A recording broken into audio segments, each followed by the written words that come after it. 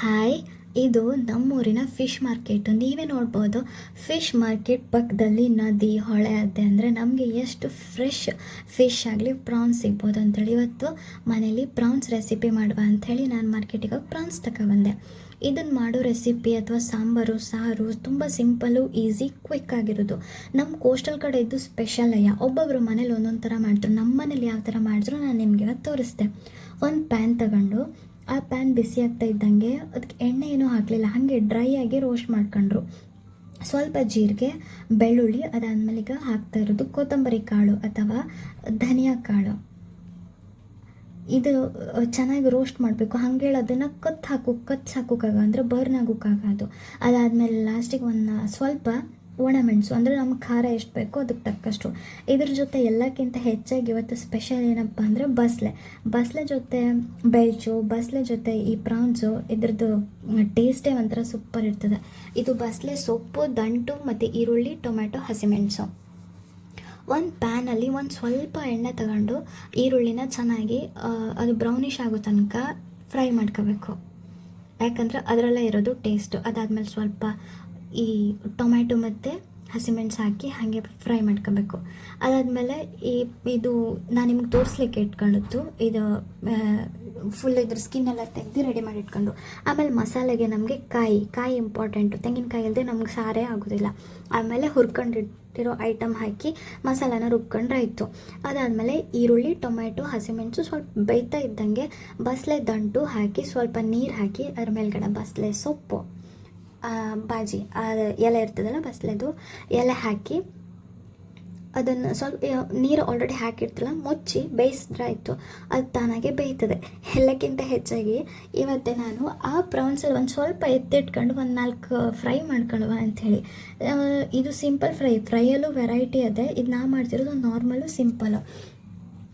ಒಂದು ಬೌಲ್ ತಗೊಂಡೆ, ಅದರಲ್ಲಿ ಸ್ವಲ್ಪ ಉಪ್ಪು, ಸ್ವಲ್ಪ ಖಾರ ಪುಡಿ, ಸ್ವಲ್ಪ ಅರಿಶಿನ ಪುಡಿ, ಆಮೇಲೆ ಚಿಕನ್ ಮಸಾಲ ಅಥವಾ ಗರಂ ಮಸಾಲ ಎರಡು ಸ್ವಲ್ಪನೇ ತಗೊಂಡೆ. ಎಂತಕ್ಕಂದರೆ ನಂಗೆ ಅದು ಎರಡರಲ್ಲಿ ಯಾವಾಗಲೂ ಕನ್ಫ್ಯೂಷನ್ನೇ, ಯಾವ ಮಸಾಲ ಹೇಳೇ ಗೊತ್ತಾಗೋದಿಲ್ಲ, ಕಲರೆಲ್ಲ ಸ್ವಲ್ಪ. ಆಮೇಲೆ ಇದಕ್ಕೆ ಒಂದು ಸ್ವಲ್ಪ ನೀರು ಹಾಕಿ ಚೆನ್ನಾಗಿ ಪೇಸ್ಟ್ ಮಾಡ್ಕೋಬೇಕು.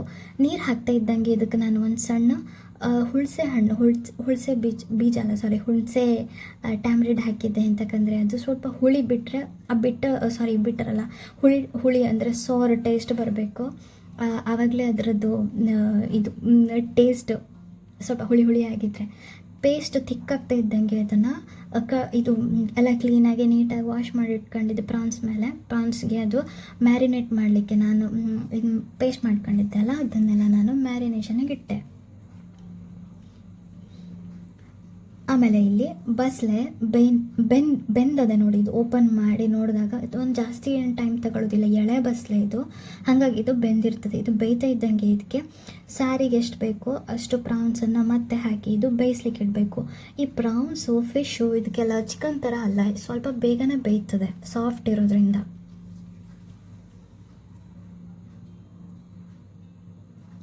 ನೋಡಿ, ಅದು ಬೆಂದಾದ್ಮೇಲೆ ಎಷ್ಟು ನೀಟಾಗಿ ಬೆಂದದೆ ಗೊತ್ತಾಗ್ತದೆ ಅದು ಬೆಂತು ಅಂಥೇಳಿ.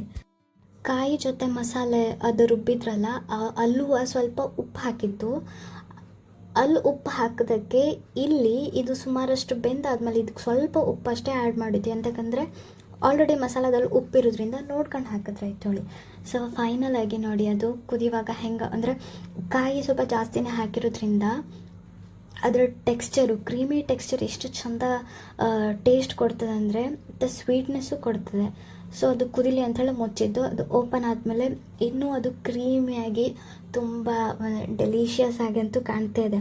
ಅದಾದಮೇಲೆ ಮ್ಯಾರಿನೇಟ್ ಮಾಡಲಿಕ್ಕೆ ಇಟ್ಕೊಂಡಿರುವಂತಹ ಈ ಪ್ರಾನ್ಸನ್ನು ರವೆ ಫ್ರೈ ಮಾಡುವ ಅಂಥೇಳಿ ಪ್ಲೇಟಲ್ಲಿ ಸ್ವಲ್ಪ ರವೆ ಹಾಕ್ಕೊಂಡೆ.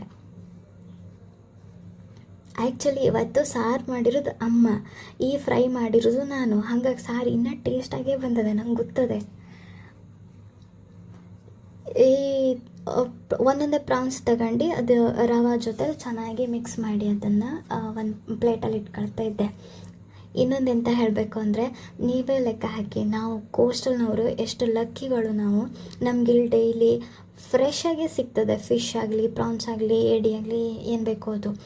ನಾನ್ ವೆಜ್ ತಿನ್ನೋರಿಗಂತೂ ಕೋಸ್ಟಲ್ ಬೆಸ್ಟ್. ಅದಕ್ಕೆ ನಾವು ಈ ಬೆಂಗಳೂರು ಸೈಡು ಅದು ಬೇರೆ ಕಡೆ ಜಾಬ್ ಮಾಡಲಿಕ್ಕೆ ಅಲ್ಲಿ ಇಲ್ಲಿ ಹೋದಾಗ ನಮಗೆ ಪ್ರಾಬ್ಲಮ್ ಆಗೋದು. ನಾವು ಹುಟ್ಟಿದಾಗಿಂದ ಮೀನು ಇದು ಇಂಥದ್ದು ತಿನ್ಕೊಂಡೆ ನಾವು ಬೆಳೆದದ್ದು. ಆ ಕಡೆ ಎಲ್ಲ ಹೋಗಿ ಬರೀ ವೆಜ್ ಊಟ, ವೆಜ್ಜು ಅಂದ್ಕೂಡಲೇ ಒಂಥರ ಬೇಜಾರು ಬಂದುಬಿಡ್ತದೆ.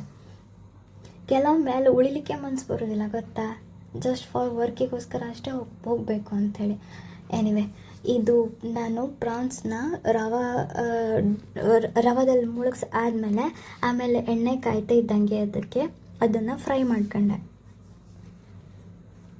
ಅದು ಸ್ವಲ್ಪ ಅದ್ರ ಸ್ಕಿನ್ ಔಟ್ ಆಗಿದೆ, ತೊಂದರೆ ಇಲ್ಲ, ಹೆಂಗಿದ್ರು ಓಕೆ. ಇದು ವಿದೌಟ್ ಸ್ಕಿನ್ನು ಅದು ಒಂಥರ ಟೇಸ್ಟ್ ಇರ್ತದೆ. ಅದಾದಮೇಲೆ ಫೈನಲಿ ಊಟ ಸಖತ್ತು ಟೇಸ್ಟಿ ಸೂಪರ್ ಇತ್ತು. ಯಾಕಂದರೆ ಬಸ್ಲೆ ಇರೋದ್ರಿಂದ ಅದ್ರ ಮಜಾನೇ ಬೇರೆ. ಪ್ರಾನ್ಸ್ ಏನಂದರೆ ಶೆಟ್ಲಿ ಏನಂದರೆ ನಮ್ಮ ಕಡೆ ನಾವು ಹೇಳೋದು ಅದ್ರದ್ದು ಕಂಪು ಬಿಡ್ತದೆ ಅಂದರು. ಆ ಕಂಪು ಬಿಟ್ಟಾಗ ಅದ್ರ ಟೇಸ್ಟ್ ಮತ್ತೂ ಚಲೋ ಇರ್ತದೆ. So thank you so much, bye.